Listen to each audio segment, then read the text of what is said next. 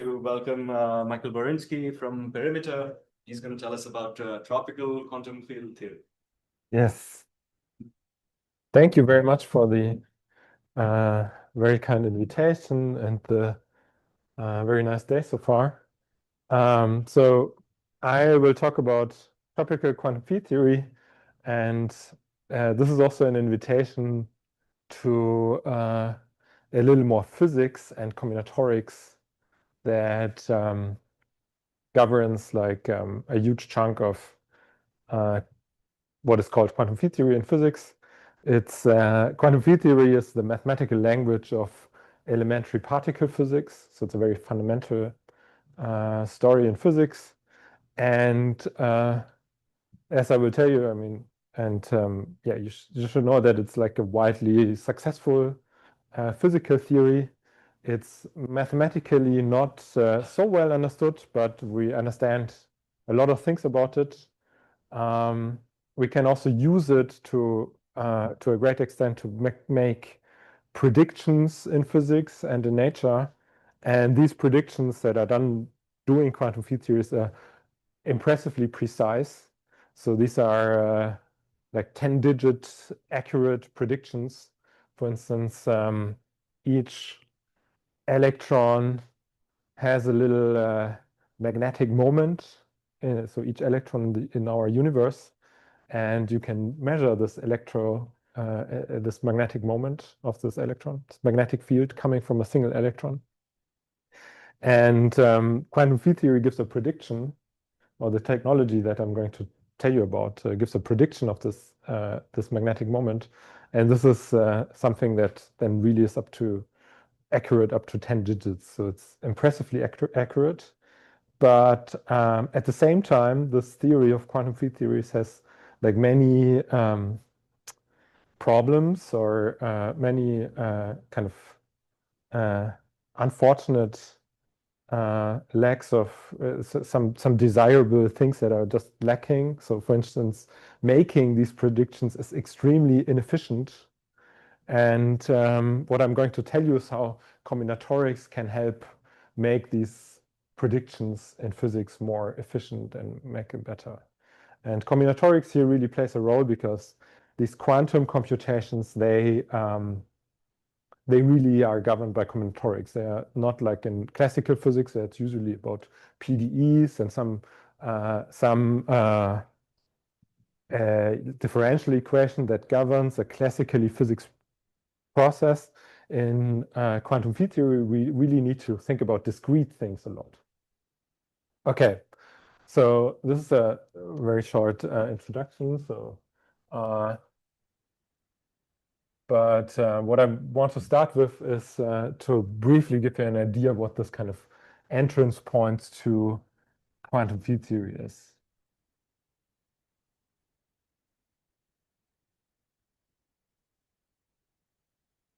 And I'm assuming, so this is a combinatorics seminar, I'm assuming some combinatorics background. And for the context of this talk and also for this approach, which is exactly this kind of pragmatic computational approach, which is used for these predictions, a quantum field theory actually has a very simple combinatorial interpretation. Namely, it's a generating function of graphs.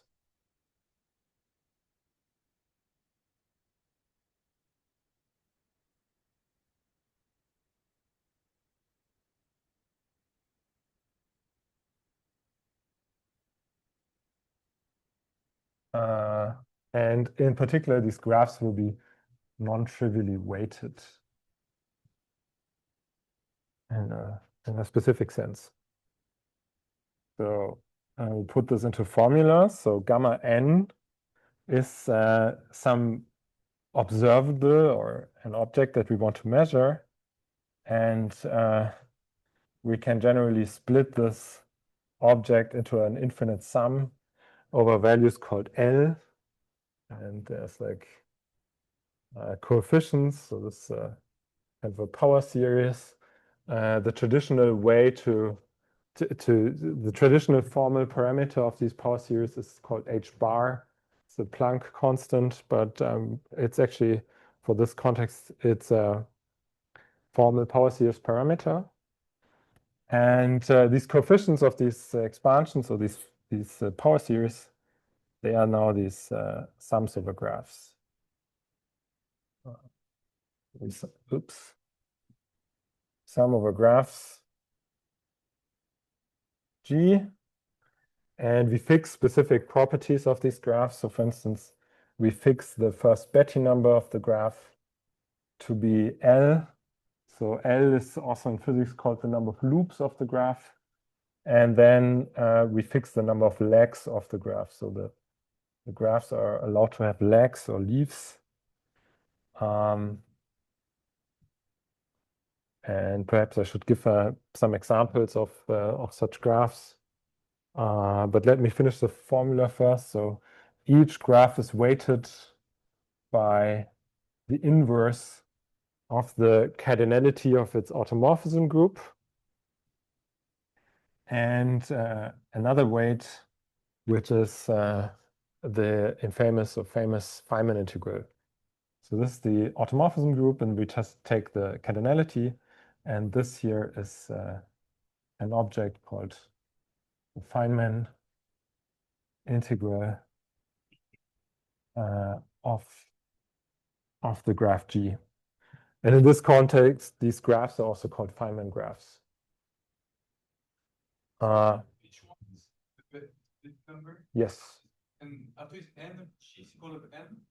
Yes, so this just fixes these. So this is just an index, which is called the number of legs in this context. But what is a leg? A leg is just an edge of a graph that is not connected to anything else. So here's.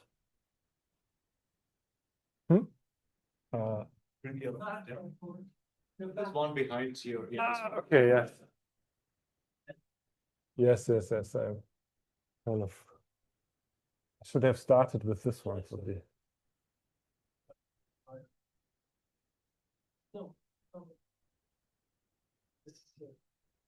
Yeah. So this is a gamma's a number. Gamma ln is a number, yes. Is it a big number? What is a big? Yeah. Never mind. Can be It's an very big, integer. yeah. Does it converge? It does not converge now. So this thing upstairs there, it typically does not converge.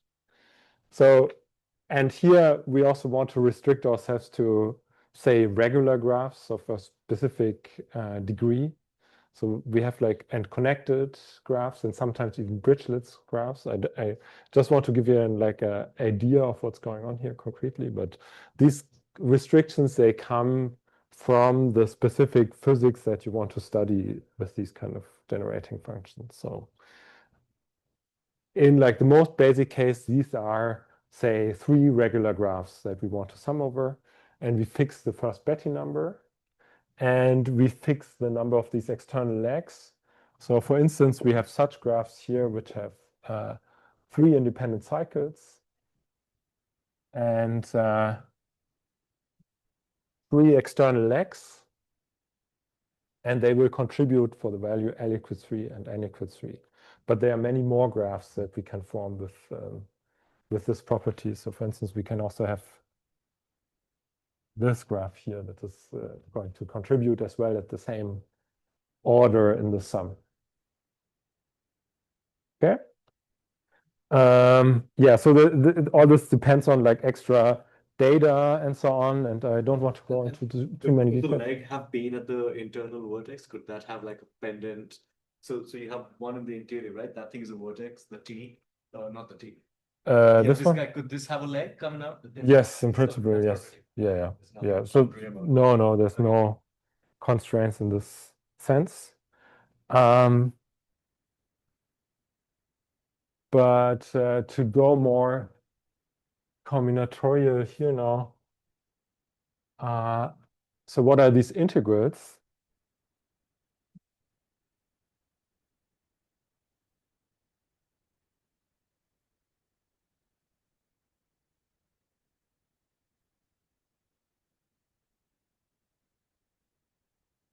And here I also simplify things a lot.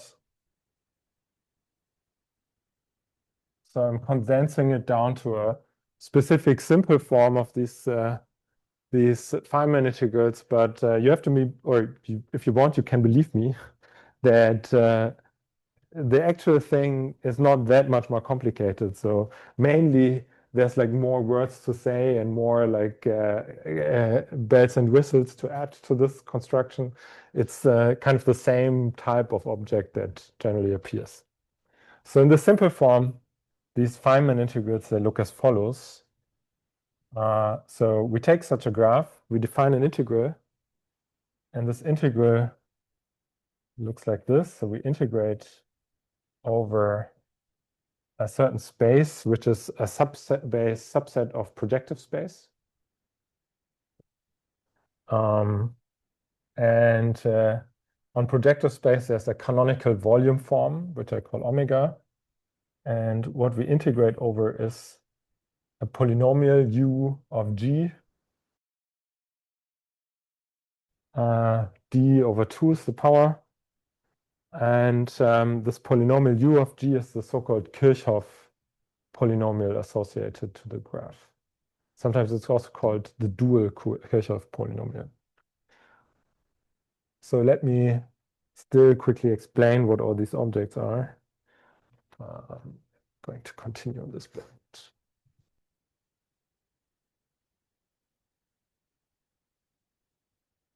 So this is a positive piece of projective space.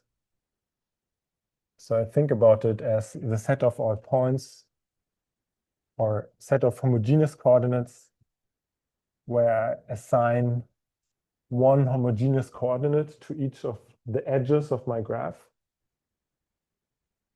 And think about this as a subset of RP UG minus 1. So this is a projective space of dimension 1 less than the number of edges. And I restrict to those points where I can actually find a representative where all these edge variables are positive. So this is kind of the positive piece of projective space, and it also has the shape of an open simplex. So it's kind of projective simplex.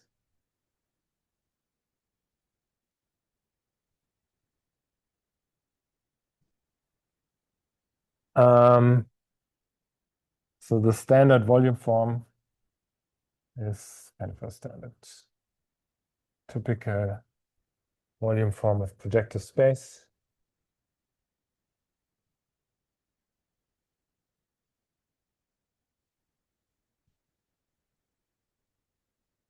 And this UG polynomial is the Kirchhoff polynomial associated with that. So here I take the sum of all spanning trees of the graph, and I take all these variables that are not part of the spanning trees and multiply them as a monomial. So here, maybe some examples. So for instance, if I have such a graph here, they have 2 legs, that makes it effectively 3 irregular again. Then u of g is x1 plus x2, because I have 2 spanning trees here. For this graph, I just have ug equal to all these subsets. Yes. So actually, in the simplified form here, the legs don't really matter. It's in this slightly beefed up version in which the legs also play a role. And what you might know, if you know it, is that this u of g is the base generating polynomial of a matroid associated to the graph. So it's generating polynomial of the co-graphic matroid associated to G. Yes. The Feynman graphs comes from physics. Yes. Information from physics is in the Feynman graphs. And these graphs, this information you extract from those graphs, or it is different. I'm not sure if I understand the question. So these graphs, so this extra data, like the specific degrees that are allowed of the graphs, comes from physics. There's more complicated versions of the stories where we allow edges of different colors and vertices of different colors, and all of these different versions will make this slightly more complicated. But it's a general feature that we will encounter these base generating polynomials of matroids. There are going to be more complicated matroids involved that are not only the co-graphic matroid, but but which precise kind of matroids appear, it's kind of physical input as well. Okay. So the evaluation of these types of generating function of these kind of sums, these coefficients, gamma, Ln, is a major task in physics and for phenomenology in quantum field theory. And yeah, so the rough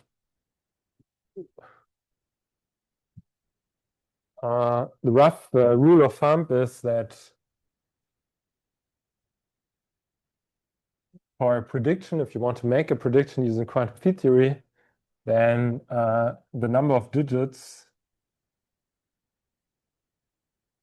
is proportional to the max value of L that we need.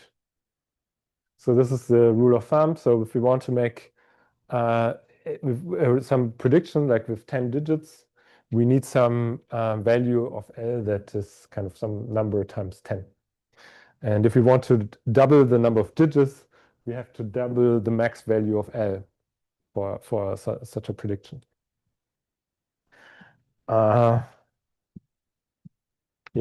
and if you know about graphs, for instance, regular graphs, you know that the number of graphs, so this is like a major problem here.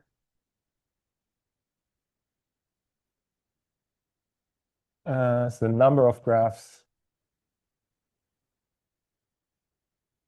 grows as L factorial. So this is as an actual factorial. So there's a huge number of graphs, huge number of terms in these kind of sums that contribute to these predictions. And the problem is becoming quickly unmanageably complicated. And yeah, so the whole thrust of this talk is just to kind of convince you that thinking combinatorial, so as it stands, so in physics, the standard approach is really to write down all graphs that contribute to a specific order, and then chuck them into a computer, and then wait for a couple of months for the computer to crank through these numbers. And it's not only, so I say one computer, but these are big, huge computers, and they cost a lot of energy, and it costs a lot of time to wait for these kind of results. And yeah, it's very expensive to make these kind of very accurate predictions because of this horrible runtime of this algorithm, this combinatorial growth of the number of these coefficients, number of terms in these coefficients. Is that for each L, each N, you're producing one of these generating functions, computing them, or? Yeah, so for each, so you have like one sum over graphs for each pair of L and N. But if you fix N and then increase L, the number of terms, the number of graphs always grows factorially. If you just fix L and increase N, then it only increases exponentially, in fact. But unfortunately, this is not the interesting limit. So the accuracy really grows with the L, and the N really mainly changes the observable you want to look into. So yeah, for instance, even N equals 0 is quite interesting. Okay, yeah. N is the number of legs.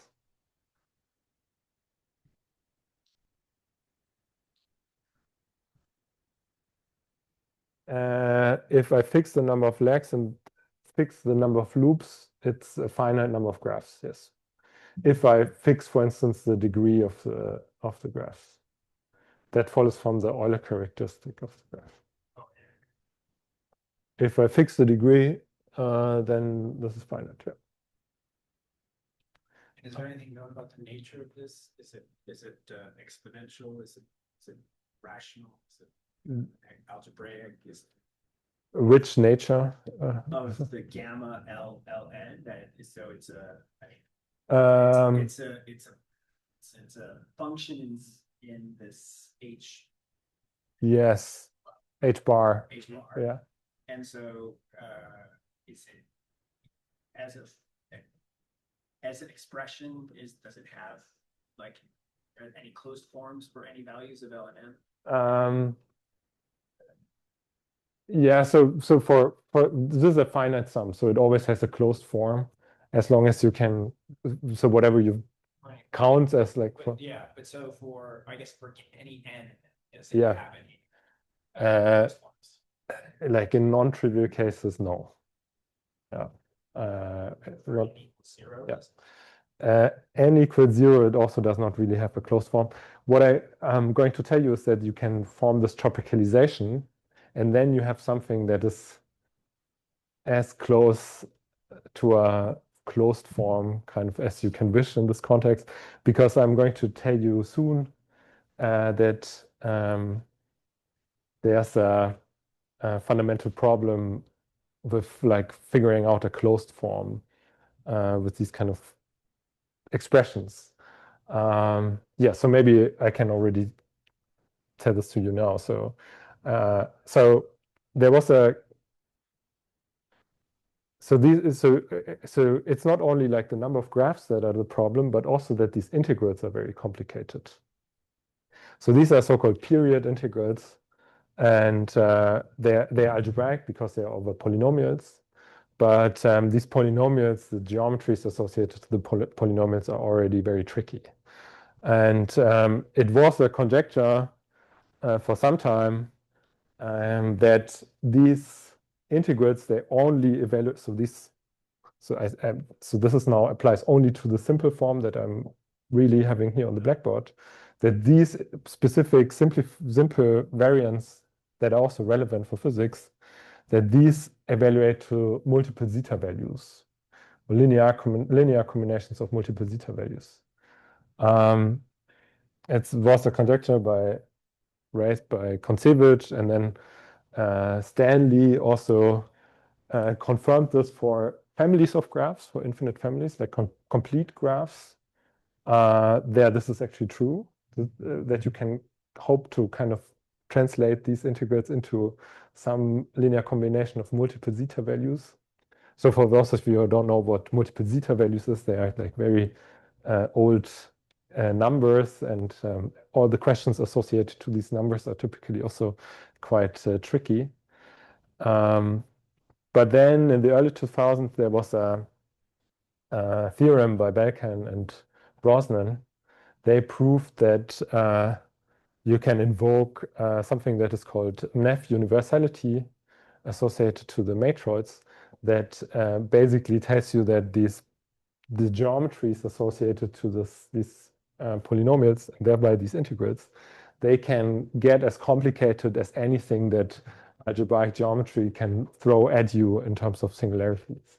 So in particular, this will never like evaluate to something like as simple in quotes as these MZVs in general, and you can find basically every so arbitrarily complicated things in these kind of integrals. So I think the answer is that it's like really no closed form in kind of very strong sense in this case. Yeah, so yeah, there's no closed form. Which is kind of fascinating about this, that you can really say that there's no closed form for kind of in a very confident manner. It's unusual, I'd say. So that is an interesting question. Thanks. So yeah, so this is a major problem. And the second problem, which I just explained, is that also IG is also evaluating these integrals is tricky, or is hard, very hard. And I want to tell you a little bit about why evaluating these integrals is hard, also from a very concrete perspective, and what kind of how combinatorics and tropical geometry can help with these kind of problems. Any more questions so far? Since you can only approximate, you might as well approximate those. Exactly, yeah. So we want to approximate these integrals. And yeah, so we can also approximate only the result, only these measurements in physics. And you think, yeah, it's just an integral, we can approximate it, and it must be kind of simple, but it's still very hard, even though if we kind of give up and say we don't want to evaluate these in closed form for whatever that means, but maybe we just want to approximate this integral somehow. And yeah, so this is a general kind of explanation why evaluating such algebraic integrals in high dimension. So these are highly dimensional integrals. High dimension for integration is always any dimension larger than 2.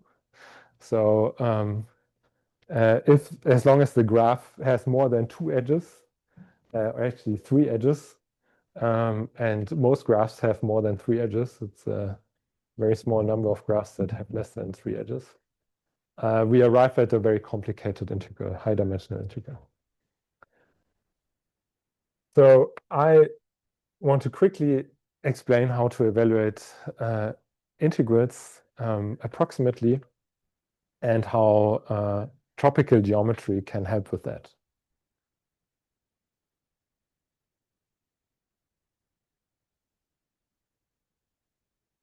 And this applies mainly to algebraic integrals. Non-algebraic integrals are much more complicated. Yeah, and this is kind of aimed at people who think, or you might say, yeah, what's the problem? It's an integral. I can tell my computer, please integrate this integral. And this is kind of the answer of how the computer would approach this, and why this kind of naive approach of the computer fails miserably, because these integrals are also very complicated from this, yeah, from this, the geometry, the complicated geometry of these integrals also spoils like any hope to have like a simple way out in terms of numerical evaluation. So here's a simple example of an high school integral, or maybe undergraduate integral.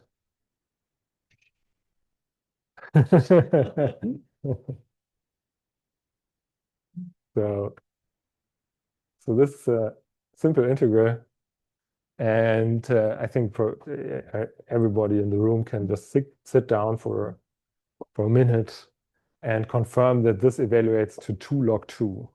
So this is kind of a nice exercise. But suppose we are very lazy and we don't want to do that. We want to make a computer do it. Not ChatGPT, but the kind of old-fashioned type of computer that just evaluates this integral by computer brute force. And the way we do this, or we can think about this, is quite nice. We can actually, so the trick is just to interpret this integral as a expectation value of a probability problem, a random variable. So we interpret this integrand as a random variable, and the probability space is just given as the uniform measure on our space of integration. So we do this, and we go to our computer and tell the computer, please, computer, give us 1 million uniform samples on the square. So we get like x1, y1, dot, dot, dot, xn, yn, uniformly distributed in the square. So we throw random darts in the square. And then we say that hopefully our integral is approximated by now making by just doing this experiment 1 million times and then taking the average. So we sum over all these I, and we evaluate the integrand at each of these points where our dart hits the square. So question for the audience, would that work or not?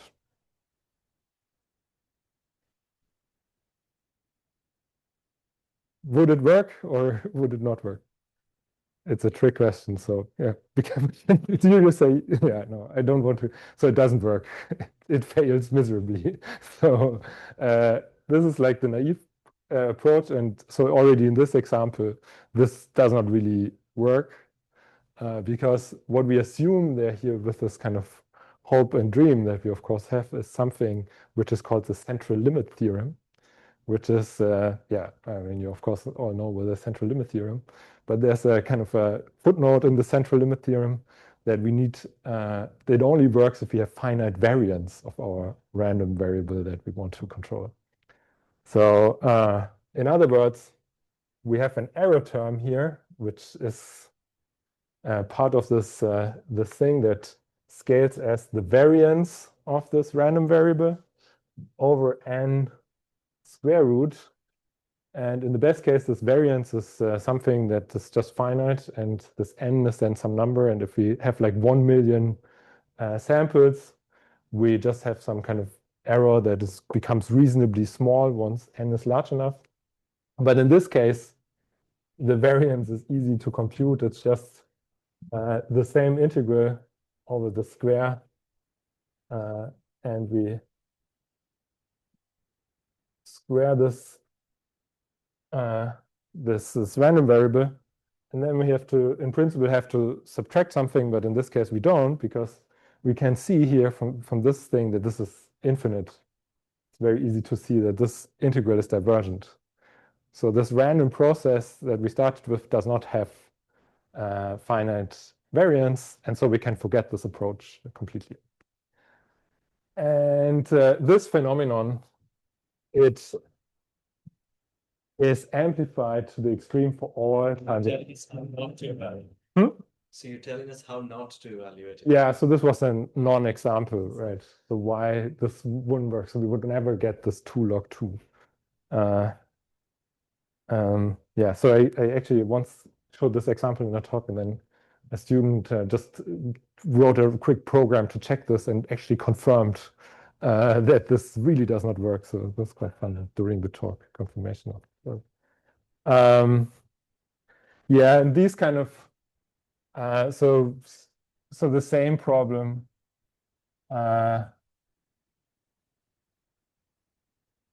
happens for IG, because here we also have an algebraic integral, and yeah, so the underlying problem comes from the fact that this is not a square integrable function. And this is also something that we cannot really demand from these integrals. So they have very complicated singularities on the boundary of the integration domain. So we will never have this kind of nice situation where we can apply this naive approach. And yeah, so the tropical geometry now helps us to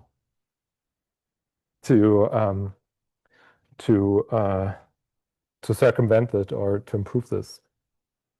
So I should mention there's another approach to, or I want to mention that if you know these words, so there's something that is called resolution of singularities of such polynomials or varieties. So you can blow up all these singularities, and this amounts to finding like local changes of coordinates. And you can also translate these local changes of coordinates into an integral and then remove all these singularities by hand. But resolution of singularities is a very cumbersome process algorithmically. And tropical geometry is kind of a shortcut that allows you to think about it more combinatorial from the start. So how to do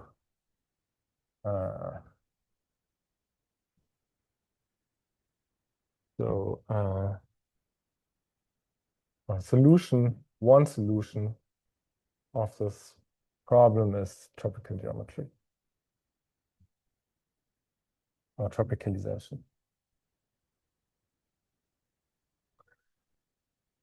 So here's a definition.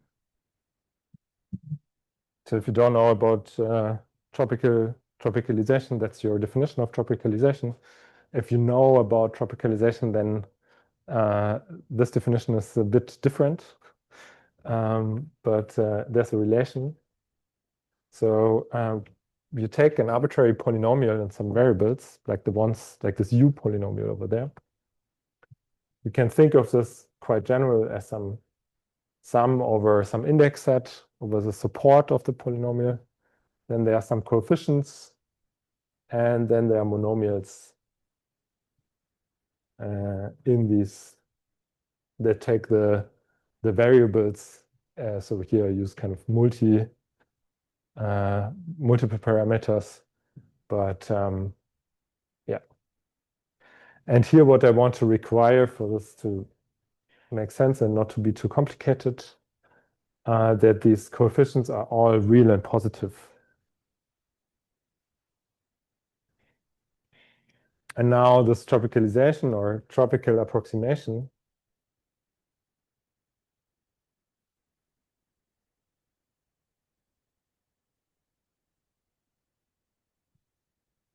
is just obtain, the notation is just to write p trop of the same parameters. And this is a function where I just replace the maximum, the sum with the maximum, and forget about all the coefficients. So I just write max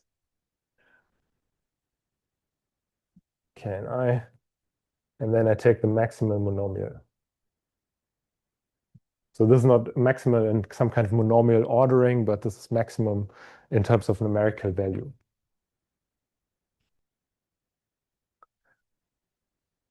And this is a piecewise monomial function. And yeah, so to just sort of connect to actual tropicalization or like the more traditional tropicalization, if you pass to logarithmic coordinates, this p trop of x will be a piecewise linear function. And this is the typical tropicalization of this polynomial in the trivial valuation of, say, the reals. So to actually go to like more traditional formulations of tropicalization, you need to pass to logarithmic coordinates. But now, so every talk should have a lemma.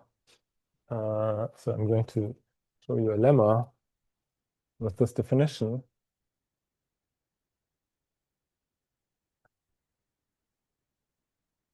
And this lemma is very important to solve this, this integration problem.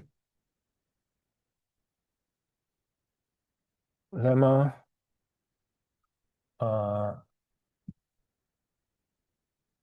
there are constants C1, C2 larger than 0 for each polynomial with these positivity assumptions such that the ratio, so such that this p of x over p trop. So if we compute the ratio of p of x with p trop, this is bounded from below by this constant C1 and bounded from above by C2. So this is kind of sandwiching this ratio for all x in Rn positive.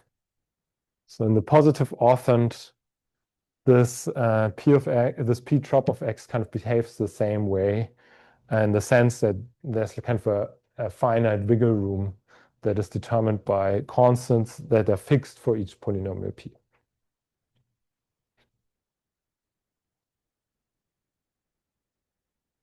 And there's a remark here why this is now interesting also from a tropical geometric point of view. This p trop object you can check is, or you can already see it, that it only depends on the Newton polytope of this polynomial p. So the only information going into is really this Newton polytope. Yes. Yes.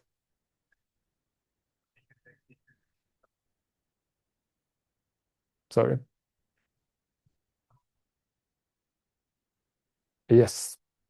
Exactly. That's the proof, right? Yeah. So the proof is really very simple, right? Okay. So how does this help now to resolve our integration story? So the idea is to be, how does this allow us to tackle the integration of these kind of integrals here?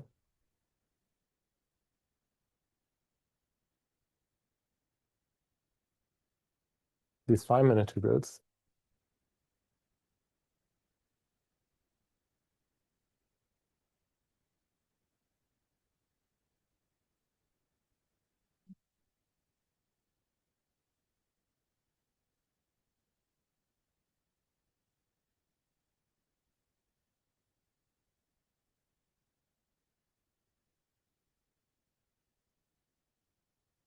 Um,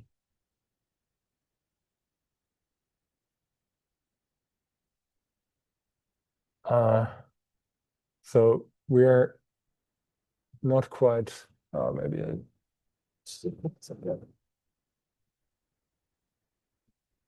so what we can do with this is to just define like a tropicalized avatar of our original integral. So these are kind of tropicalized Feynman integrals.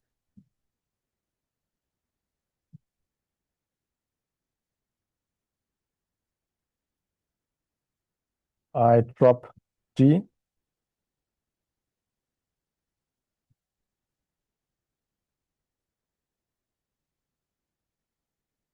Where we just replace our U with U trop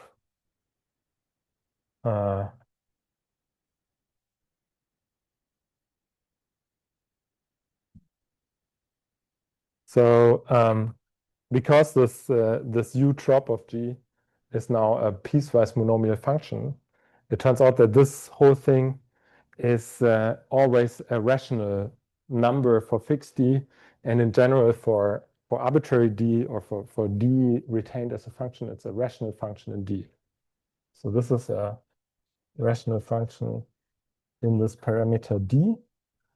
And we can use the structure of this U polynomial, for instance, the contraction contraction deletion identity that it fulfills to prove identities of these tropicalized Feynman rules. So in this case, these Feynman integrals become entirely combinatorial invariants. And in particular, these are matroid invariants because we can do this trick, this tropicalization for each matroid. And we, in fact, get like one invariant for each matroid. And these invariants were first considered by Panzer in 19. But what we find is that so an effective way, let me just sort of put this on a new board. So now computing these invariants becomes easy with two rules. So there are rules. The first rule is that the iTrop for some graph that consists only of a single vertex is 1. And the other rule that we need is that I of G trop equals 1 over omega d G sum over E G then I G trop. So this omega d of G is in a fine form in the rank function of the matroid. So in this case, it's just equal to the number of edges minus d over 2 times h1 of G. So this is the rank function of the co-graphic matroid associated to the graph. This is the number of elements. And this d over 2 is kind of a formal parameter that interpolates between those. And then for each of the graph's edges, we just have to take the graph where we deleted one of these edges. And of course, this kind of recursive definition defines this in this number, this iTrop for all graphs recursively. So the computation in this tropical case is somewhat trivialized now because we can really just do it recursively. And yeah, so it's also an interesting matroid invariant that we can study. How can we use this now to also attack the integration problem? So this seems to be, first of all, like a trivialization or like a trivial, some manipulation of the, a toy version of the problem. But it turns out that this actually helps us extremely, at least with this numerical evaluation. And there the trick is really also to exploit this matroid structure that comes from these polynomials. And I just want to sort of give you an overview on how this works. So, the trick is to define measure mu trop G, which is just given by 1 over trop G times omega u trop G. And so you see that this is just this differential form that appears in these tropicalized integrals, and we normalize it. We just normalize this measure, and so for instance, this implies that over this projective simplex, this mu trop of G evaluates to 1.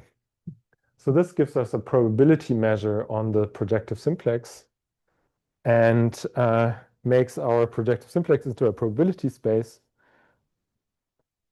And the objects that define this are very canonical from the perspective of the structure of the underlying graphical matroid. All the data is coming from this Newton polytope of this polynomial, and this is also this polytope is a generalized permutohedron, and we can say a lot about these kind of polytopes.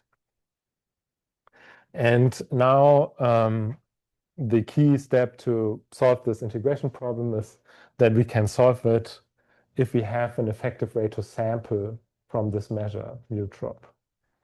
And this is now quite trivial because we can just write our original non-tropicalized integral as kind of a expectation value of a random experiment on the simplex. So we have the simplex and the random experiment that we do, the random variable that we consider as just this u trop of g over u of g to the power of d over 2. And then the underlying probability distribution is given by mu trop of g. And now you can ask, okay, so of course, what we want to now do is to do precisely our trick from before that failed. So we want to ask our computer, please give us many samples that are distributed as the simplest way. So give us x1 up to x capital N, all inside this positive simplex that are distributed as mu trop of g, this tropicalized measure, and then say, okay, our integral is approximately I trop g over n, so the average of all these experiments, and then we evaluate this random variable, each of these sample points.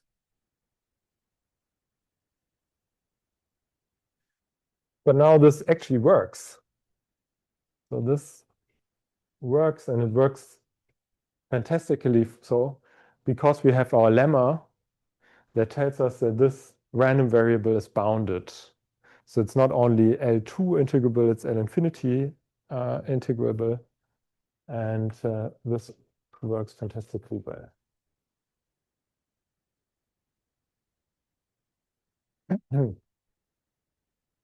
All right. And we get good convergence and everything. This is.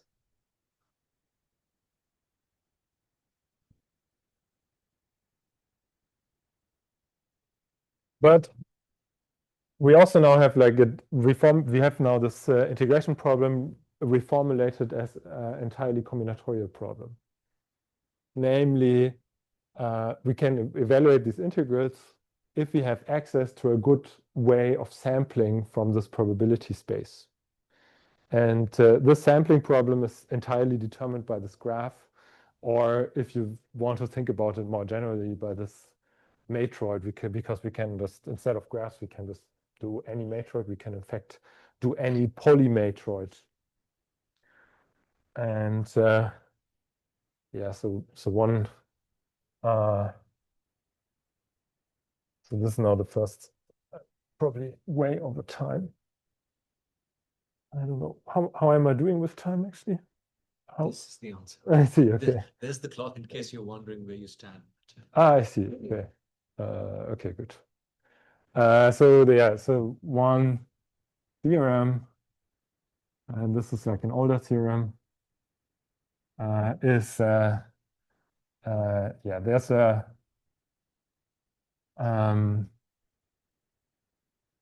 and I say it in quotes because it's actually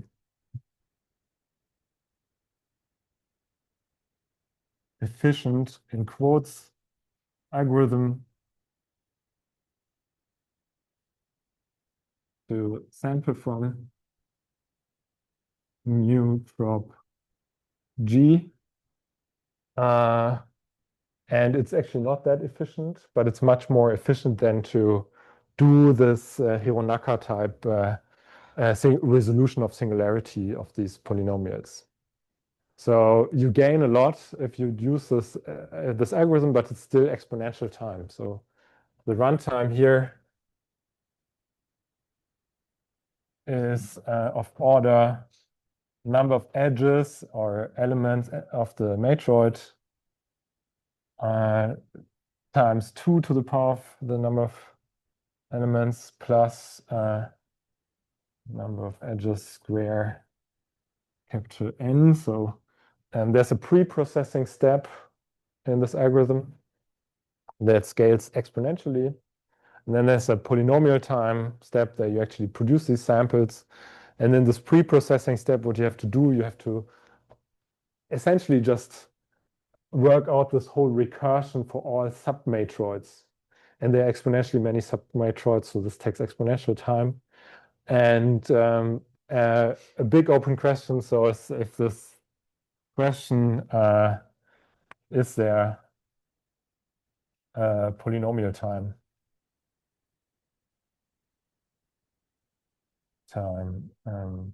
algorithm? So already this exponential time algorithm helps a lot, but in principle, if you, for instance, have a graphic matroid, there should be a better way of just running this recursion explicitly and putting all these and computing all these invariants for all the submatroids. But yeah, so it would be fantastic to have something like this. Okay. Now and this algorithm, so it crucially uses properties of these matroids and so in polymatroids. And in principle, this algorithm is a probabilistic version of an optimization algorithm on polymatroids, or in fact, this goes back to Kruskal. So there's on this generalized permutohedra, you can solve optimization problems very effectively. And if you think about this probabilistically, you can sample from the normal fan associated to this generalized permutohedron, and this is what this sampling procedure ends up doing in this case. Okay, so now I still want to talk a little bit about tropicalized QFT.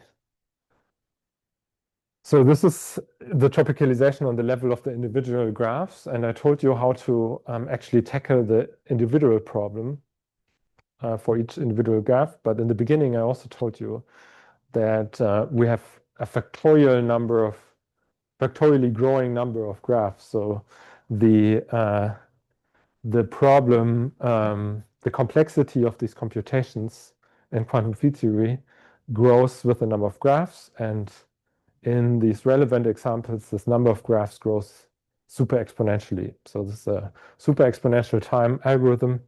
And I mean, this here does a little bit better because it's only exponential time, but polynomial time algorithm for these individual integrals would be fantastic. But yeah.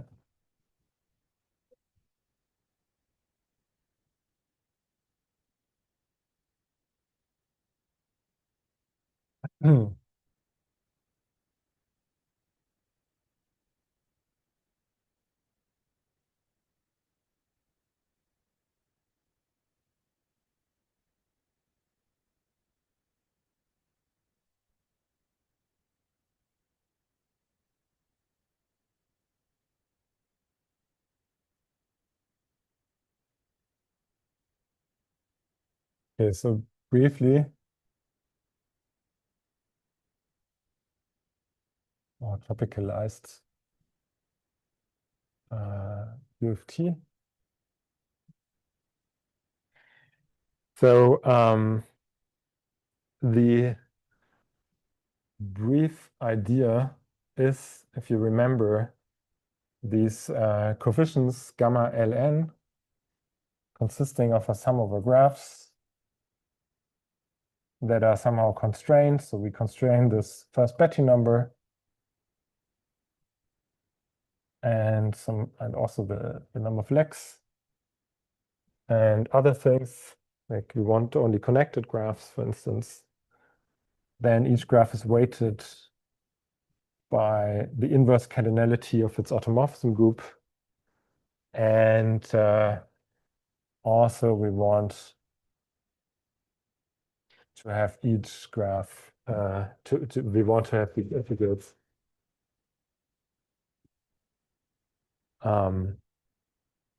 over these polynomials.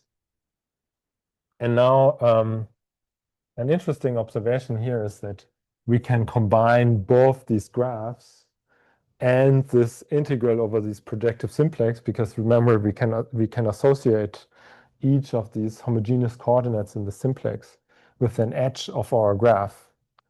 So we can think about this as like one single integration of a modular space of graphs.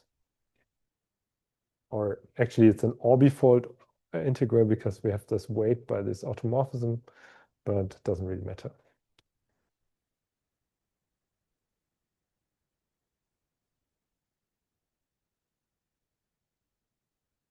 Of metric graphs.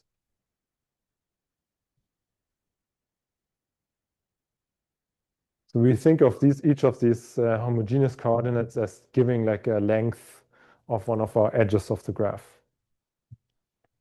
And now the new statement from last year is that we can do the same trick kind of with the whole modular space. So there's a way to systematically throw darts on the space. And in principle, sample a graph randomly and a point inside the simplex. So sample a metric graph that produces samples that are distributed like this tropicalized version of this UG. So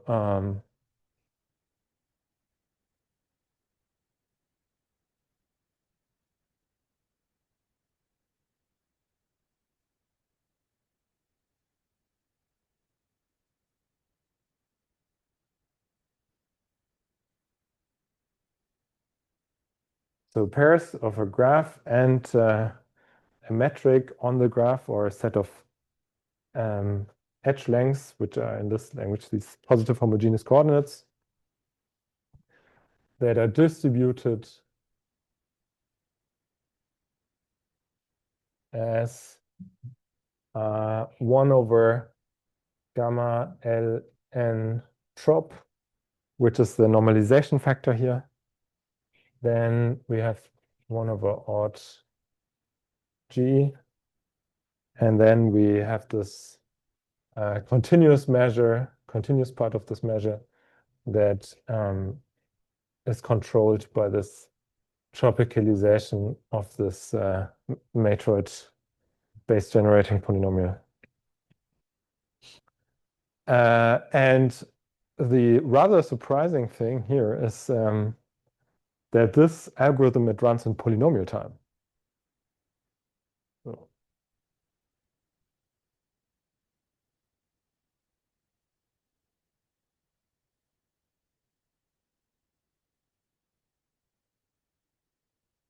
So this is really interesting because it's actually easier to evaluate these whole sums eventually, or to do the sampling trick over the whole sum, and to kind of forget about the identity of the individual graphs, than to go through all these graphs one by one, because there we are then left with this unfortunate exercise of computing all these invariants for all submatroids. The size of the So this is the samples are produced with weighted by the size of the automorphism group, but I don't compute. I don't know. No, it's this. So I having this exactly. The right. So they come out of the machine this way, and I can prove that the weight is one of the cardinality of the automorphism group of G, but if I get this, so I just sort of randomly hand you a graph, and you can do with it whatever you want. You could, in principle, compute this number here, this weight, but that's going to be hard. But yeah, you can. It's still kind of weighted by this factor in this sense.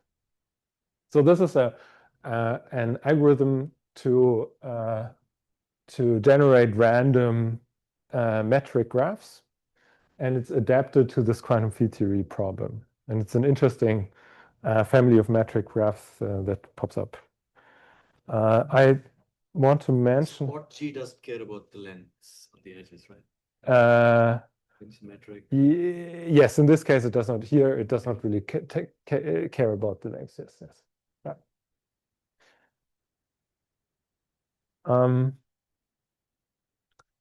Yeah, so key ingredient is to actually solve this, and this is maybe connects to the question from the beginning, if one can understand this generating function somewhat in general.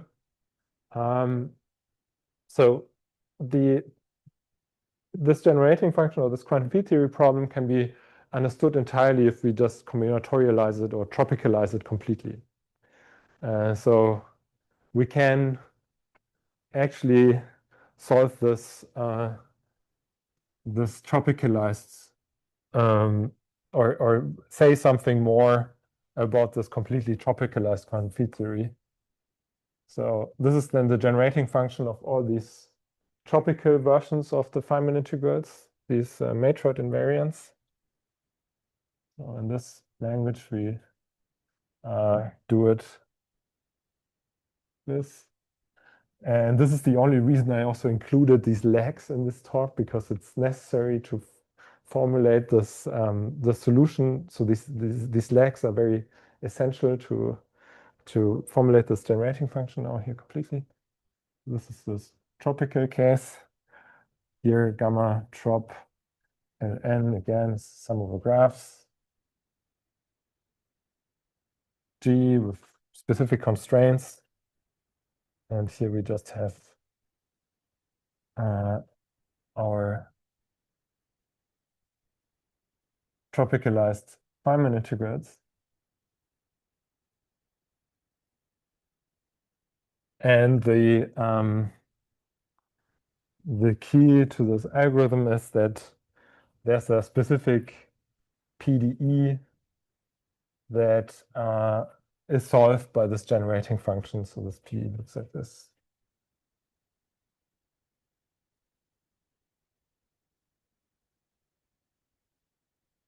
And here this PD, this is a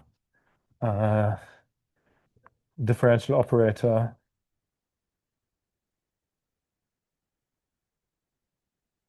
in H bar, and this phi form. So these are now two formal variables, one for the legs and one for the loops. And this differential operator is linear in these two variables, and but I spare you the actual form. But still, this differential equations plus some boundary conditions. So there's also boundary conditions.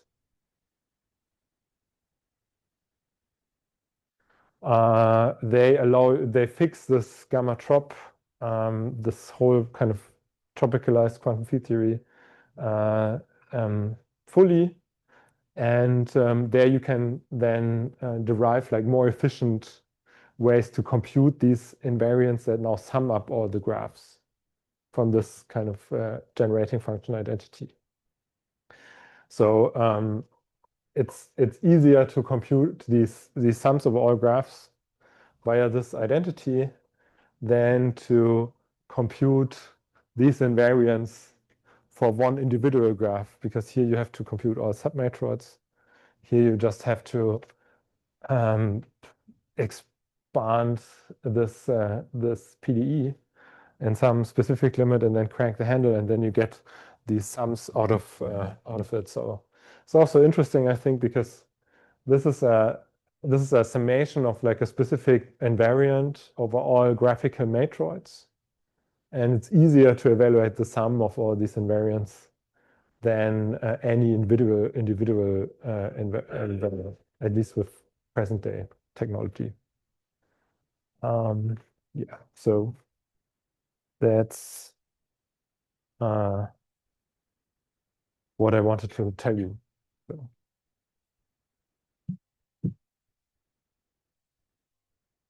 Questions?